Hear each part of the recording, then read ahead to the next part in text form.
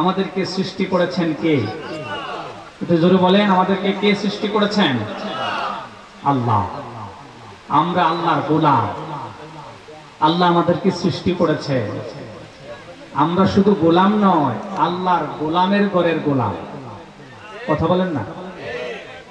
হ্যাঁ, কাল তো কার্যালয় যদি কই গোলামের ভূত কিন্তু করবেন, তুই লাড়িটা করি আমার গোলামের ভূত কিছু লাড়িটা কইতেন না? অথচ গোলামের ভূত কইলে কি আমরা লাড়ি লাগানোর দরকার আছে? আরে কথা কর না কেন? গোলামের ভূত কইলে লাড়ি লওয়ার দরকার নাই, বরং আমি গোলামের ভূতের ঘরের গোলামের ভূতের ঘরের গোলামের ভূত। আরে কথা কর না কেন? আমার বাপ গোলাম, আমি গোলাম, আমার দাদা গোলাম, আমার পরদাদা গোলাম, আমার 14 গোষ্ঠী আল্লাহর গোলাম। কথা বলেন ঠিক কিনা? আমরা তো আল্লাহর গোলামি করতে আসছি। কি বলেন? গোলামি করতে আসিনি কি ভাইরা? ওদিকে যাচ্ছে না। আমি আপনাদের সম্মুখে সূরা নিসা 36 নং আয়াতের কিছু অংশ তেলাওয়াত করেছি। এর আলোকে কিছু কথা বলবো। আমার এলেম নাই, যোগ্যতা নাই, কালামও নাই, কিচ্ছু নাই। আপনাদের সামনে বসেছি। আপনারা যারা আছেন যদি এই মুহূর্তে আল্লাহর কাছে একটু দোয়া করেন, আর আল্লাহ যদি গায়েবী খাজানা থেকে আমাদের জন্য কিছু ইলম বরাদ্দ দেয়, তাহলে আমরা কোরআন এবং হাদিস থেকে কিছু কথা বলার চেষ্টা করব। আল্লাহ আমাদের উপরে দয়া করে, রহম করে, মেহেরবানি করে আর গায়েবী খাজানা থেকে, আরশে আজিম থেকে কিছু ইলম আমার মতো ফকিরকে আপনাদের উসিলায় ভিক্ষা দেন। বলেন আমিন। আরেকটু জোরে বলেন না আমিন। আরেকটু জোরে বলেন না আমিন। হাজিরিন, আসুন আমরা একটু কথা শোনার চেষ্টা করি আল্লাহ তাআলা কি বলেছেন। আমার ভাইয়া, আল্লাহ রাব্বুল আলামিন আমাদেরকে চমৎকার করে সুন্দর করে জানালেন, গোলাম ওয়াবুদুল্লাহ, তোমরা আল্লাহ রাব্বুল আলামিনের গোলামি করো। কার গোলামি? তো কথা বলেন, কার গোলামি? আপনাকে একটু প্রশ্ন করি, আপনাকে 50,000 টাকার বেতনে, 30,000 টাকার বেতনে যিনি চাকরি দিয়েছেন, তিনি যদি রাইতের 3টার সময় ফোন দিয়া কয় একটু আসা লাগবে, আপনার কি লেবার কাঁথা কি আপনার গায়ে থাকবে নাকি লাথি মেরে আপনি দৌড় মেরে তার কাছে যাবেন? যাবেন না? মাত্র 15,000 20,000 টাকা বেতনের চাকরি, ওই চাকরি আপনার এত মায়ার চাকরি, এত মজার চাকরি, যিনি 10-20 হাজার টাকা আপনাকে বেতন দেয়, তিনি যখন আপনাকে ডাক দেয়, যখন কথা বলে, তখনই আপনি দৌড় দেন। কিন্তু আপনাকে একটু জিজ্ঞেস করি বন্ধু, আল্লাহ রাব্বুল আলামিন আপনাকে আমাকে কি শুধু বেতন দেন নাকি আপনাকে আমাকে সৃষ্টিও করেছেন? আসমান কে বানালো? জোরে বলেন। এই জমিন কে বানিয়েছে? এই জমিন বানালেন আল্লাহ, আসমান বানালেন আল্লাহ। তিনি আমাদের রব, তিনি আমাকে বানালেন, আমার বাবাকে বানালেন, আমার দাদাকে বানালেন। অথচ আমরা আল্লাহর গোলামিটা ছেড়ে দিয়েছি, আল্লাহকে গোলামি করা থেকে ভুলে গিয়েছি। আল্লাহকে বাদ দিয়ে আমরা কতজনের গোলামি করি। অথচ আল্লাহর গোলামি, আল্লাহ রাব্বুল আলামিন গোলামি করতে বললেন, আল্লাহর গোলামি ছেড়ে দিয়ে যদি কোনো বান্দা যদি বান্দার গোলামি করে, এই গোলামি তাকে কিয়ামতের ময়দানে, হাসরের ময়দানে, মিজানে হাসরে, পুলসিরাতে, কবরে কোনো উপকার করতে পারবে? কোনো উপকার করতে পারবে না। এজন্য বন্ধু, গোলামি করতে হবে কার? জোরে বলেন, কার? যদি দুঃখে থাকেন কার? সুখে থাকলে কার? কষ্টে থাকলে কার? বিপদে থাকলে কার? সুখে থাকলে কার? সর্বসময় মোমেন গোলামি করে কার? কথা বলেন। আল্লাহ। আল্লাহকে ছাড়া কারোর গোলামি করা জায়েজ আছে না? কথা বলেন না কেন? গোলামি করা জায়েজ নাই। আল্লাহর গোলামি করা আল্লাহর গোলামের উপরে ফরজ। কথা বলেন না কেন? যেহেতু আল্লাহ যেহেতু ফরজ করেছেন, এই আল্লাহর গোলামিটুকু আমাদেরকে ঠিক মতো করতে হবে। রাজি আছেন ইনশাআল্লাহ?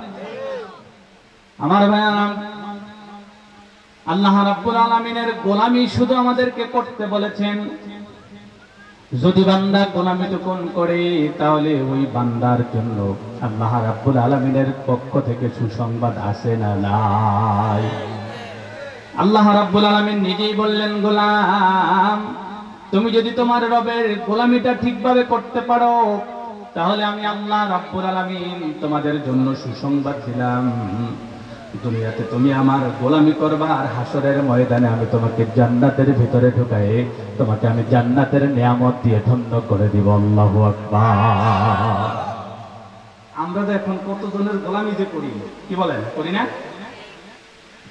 ইল বাবা খাজা বাবা কেল্লা বাবার দেওয়ানা, ল্যাংটা বাবার মুরিদ হইলে কলবে ঈমান থাকে না। কথা বল না। ইল বাবা খাজা বাবা ল্যাংটা বাবার দেওয়ানা, কেল্লা বাবার মুরিদ হইলে কলবে ঈমান থাকে না। আসেনি? আরে কথা বলে। বাবাকে সেজদা দেয়, মাজারে গিয়ে সেজদা দেয়, বাবার কদমে সেজদা দেয়। কোন ব্যক্তি যদি আল্লাহর গোলামি বাদ দিয়ে, আল্লাহর কদমে সেজদা বাদ দিয়ে যদি দুনিয়ার কোন সৃষ্টিকে যদি সেজদা করে, ওই ব্যক্তি সঙ্গে সঙ্গে তার ঈমান থেকে খারিজ হয়ে যায়। কথা বলেন ঠিক কিনা? আল্লাহকে ছাড়া আর কাউকে সেজদা দেওয়া জায়েজ নেই। আছে আছে। ইল বাবা খাজা বাবা কেল্লা বাবার দেওয়ানা, ল্যাংটা বাবার মুরিদ হইলে কলবে ঈমান থাকে না। বাবার পাগলা কানের গাঞ্জা করে রে মাতলামি, বাবার পাগলা টানের গাঞ্জা করে রে মাতলামি, বাবার আদারে সেবা করিতে লাগে কতেক রমণী। আছে না নাই? আমি নিজের চোখে দেখেছি কুসুম শরীফ আর নওরোজ শরীফ, কুমারী মেয়ে না হইলে বাবার গোসলই হয় না। আর জোরে নাউজুবিল্লাহ কম না কেন? এগুলা কি ইবাদত নাকি, নাকি ভণ্ডামি? আর জোরে কম না কেন?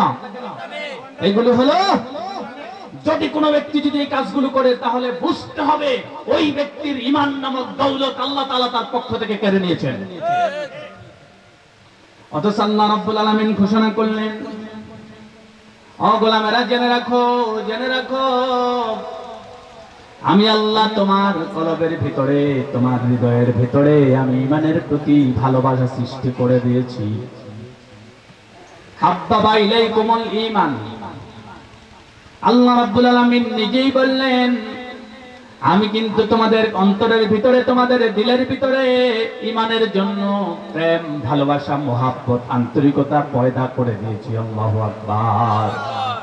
এরপরে বললেন ওয়া যায়্যানাহু, এবং এটাকে আমি তোমাদের ভিতরে, তোমাদের অন্তরে ঈমানের প্রতি মহাব্বত দিয়েছি। ঈমানের প্রতি মহাব্বতটাকে আমি গ্রথিত, প্রথিত, সুশোভিত করে দিয়েছি। আল্লাহু আকবার। কে দিয়েছেন? কথা বলেন না কেন? আপনাকে যদি এখন বলে তোকে 1 লক্ষ টাকা দিব, নাইলে গুলিও করব, তুই ক আল্লাহ বাদ, ঈমান বাদ, দিবেন নি? কথা বলেন না কেন? আরে আপনি তো দূরের কথা, বনি ইসরায়েলের একজন মহিলা 4টা শিশু সন্তান থেকে শুরু করে বড় সন্তান পর্যন্ত তার চোখের সামনে গরম তেলের ভিতরে, বুখারীর হাদিস, তার তেলের ভিতরে একটা সন্তান দিয়েছে ভাজা হয়ে গিয়েছে, আরেকটা দিয়েছে ভাজা হয়েছে, আরেকটা দিয়েছে ভাজা হয়েছে।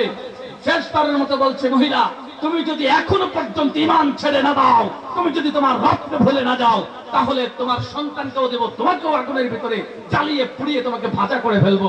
মহিলা বলছে, আমাকে নয়, আমার একটা নয়, 2টা নয়, 70টা সন্তান যদি থাকতো, 100টা সন্তান যদি থাকতো, তাদের প্রত্যেকটাকে যদি আপনি আগুনের ভিতরে জ্বালিয়ে পুড়িয়ে তাদেরকে যদি ভাজা করতেন, আমাকে একবার নয়, 2বার নয়, 100 বার যদি আপনি ভাজিয়ে দেন, আল্লাহর কসম করে বলি আমি আল্লাহর ঈমান থেকে 1 চুল পরিমাণ পিছপা হব না। আল্লাহু আকবার। তাহলে এই ভালোবাসা দিয়েছেন কে? ঈমানের প্রতি মহাব্বত দিয়েছেন কে? আল্লাহ। প্রিয় ভাইরা আমার, ঈমান এত বড় দৌলত। ঈমানের প্রতি আমাদের প্রেম ভালোবাসা আছে না নাই? ঈমানের পথে থাকতে চাই কি চাই না? ঈমানের পথে অবিচল থেকে আমার মরণ যেন হয়। ইমানের পথে অবিচল থেকে আমার মরণ যেন হয়। তোমারই কাছে মিনতি আমার, ও গো প্রভু দয়াময়। ইমানের পথে অবিচল থেকে আমার মরণ যেন হয়। রাজি আছেন তো সবাই? এজন্য আমার ভাই আল্লাহ রাব্বুল আলামিন বললেন ওয়াবুদুল্লাহ, ইবাদত করতে হবে কার? আর তো জোরে বলেন না, কার ইবাদত হবে? কার? গায়রুল্লাহর নামে কোন ইবাদত চলতে পারে না। আমাদেরকে আল্লাহ রাব্বুল আলামিন যতক্ষণ শক্তি দিবে, আমাদের যতক্ষণ সদ্বুত শরীরের ভিতরে আছে, সমস্ত শক্তিকে একত্রিত করে যদি আমাদের ইবাদতের ভিতরে যদি কোনো বাধা আসে, তাহলে আমরা সেই ইবাদত প্রতিষ্ঠিত করতে গিয়ে আমাদেরকে জীবন, রক্ত, কষ্ট, পরিশ্রম সব করতে হবে, তারপর ইমানকে বাঁচিয়ে রাখতে হবে। রাজি আছেন তো ইনশাআল্লাহ? ইমানের শক্তি, ইবাদত করার জন্য যে শক্তি আপনাকে যদি দেখতে হয়, তাহলে আপনাকে দেখতে হবে ফিলিস্তিনের মুসলমানদের দিকে। কথা বলেন না কেন? এদের অবস্থা, এদেরকে সাজদা দিচ্ছে, সাজদা থেকে এদেরকে টেনে নিয়ে যাচ্ছে, আবার সাজদা দিচ্ছে। এরা রুকু দিচ্ছে, রুকু দিতে দিচ্ছে না, কিন্তু তারা তারপরে রুকু দিচ্ছে। এরা সাজদায় যাবার পরে এদের পিছনে গুলি ধরে রাখছে, তারপরে ওরা সাজদা দিচ্ছে। কারণ রব বলেছে গোলামি করতে, রবের গোলামি করতেই হবে। যদি মৃত্যু হয়, যদি জীবন দিতে হয়, তারপরে জীবন দিতে হবে, কিন্তু রবের গোলামি ছাড়া যাবে না। কথা বলেন ঠিক না? আল্লাহ তাআলা আমাদেরকে, আমাদের সমস্ত সবকিছুকে একত্রিত করে আল্লাহর জন্য ইবাদত করার তৌফিক দান করে। বলেন আমিন। ইবাদত কেন করবেন না? আপনি কেন করবেন না? আল্লাহ তাআলা যে আমাদেরকে পৃথিবীতে প্রেরণ করেছেন, করার পরে তো আল্লাহ নিজেই ঘোষণা করে দিয়েছেন যে আমি তোমাদেরকে সৃষ্টি করেছি আমার ইবাদত করার জন্য। সুবহানাল্লাহ বলবেন না? কার ইবাদত? যদি আপনি হাসি দিয়ে কথা বলেন, ইবাদত হয় কি হয় না? কথা বলেন। বিবির দিকে তাকালে সওয়াব আছে না নাই? মায়ের দিকে নেক নজরে তাকালে সওয়াব আছে না নাই? বাবার দিকে রহমতের দিকে নজরে তাকালে সওয়াব আছে না নাই? রুকু করলে, সাজদা করলে সওয়াব আছে না নাই? যদি দান করেন সওয়াব আছে না নাই? এই যে আপনারা সুবহানাল্লাহ, আলহামদুলিল্লাহ, আল্লাহু আকবার আছে নাই যে বলতেছেন, সওয়াব আছে না নাই? প্রত্যেকটা কথায়, শ্বাসে নিঃশ্বাসে মুনকার এবং নাকির, মুনকার নাকির লিখে লিখে তারা হয়রান হয়ে যাবে, কিন্তু আমাদের সওয়াব জমা হতেই থাকবে। কথা বলেন আল্লাহু আকবার। দিচ্ছেন কে? আর তো জোরে বলেন না, দিচ্ছেন কে? সুতরাং আমাদের ইবাদত, প্রত্যেকটা মুমিনের প্রত্যেকটা কাজ, মুমিনের শ্বাস ফলানো পর্যন্ত, মুমিনের হাঁটা, চলা, বসা, পেশাব করা, পায়খানা করা, এটাও ইবাদত। কথা কর না কেন? ইবাদত না? এই জন্য আমার ভাইরা মুনকার নাকির আছেন, তারা লিখছেন, লিখতেই থাকবেন, লিখতে লিখতে তারা ব্যস্ত হয়ে যাবেন, ব্যর্থ হয়ে যাবেন। কিন্তু আল্লাহর গোলাম যারা হবে, তাদের আমল নামা থেকে সওয়াব, তাদের আমল নামা থেকে আল্লাহর গোলামিয়ত্ব, তাদের আমল নামা থেকে রবকে রব হিসেবে মানার যে সওয়াব, যে আকুতি, যে পাওয়া, যে ভালোবাসা, এটা মুমিনের কাছ থেকে সরাতে পারবে না। কথা বলেন ঠিক কিনা? কিরামান কাতিবিন কাঁদে বসিয়া তোমার সকল কর্ম লিখিতেছেন আল্লাহর হুকুম লইয়া। ঠিক না? এই জন্য আমার ভাইয়ের আল্লাহ রাব্বুল আলামিন বললেন ওয়াবুদুল্লাহ, গোলামি করতে হবে কার? আরো জোরে বলেন না, কার? আল্লাহর গোলামি করতে বলেছেন। সমস্ত নবীরা আল্লাহর গোলামি করেছেন, সমস্ত সাহাবীরা আল্লাহর গোলামি করেছেন, সমস্ত বুজুর্গরা আল্লাহর গোলামি করেছেন। যদি কোনো ব্যক্তি আল্লাহর গোলামিটুকু ঠিকভাবে করতে পারে, তাহলে ওই ব্যক্তিটা রবের কাছের গোলাম হয়ে যায়, রবের কাছের একেবারে নিকটের গোলাম হয়ে যায়। সুবহানাল্লাহ। তারপর আল্লাহ রাব্বুল আলামিন বললেন ওয়ালা তুশরিকু বিহি শাইআ। আল্লাহ রাব্বুল আলামিন গোলামিটা করার কথা বলার পরে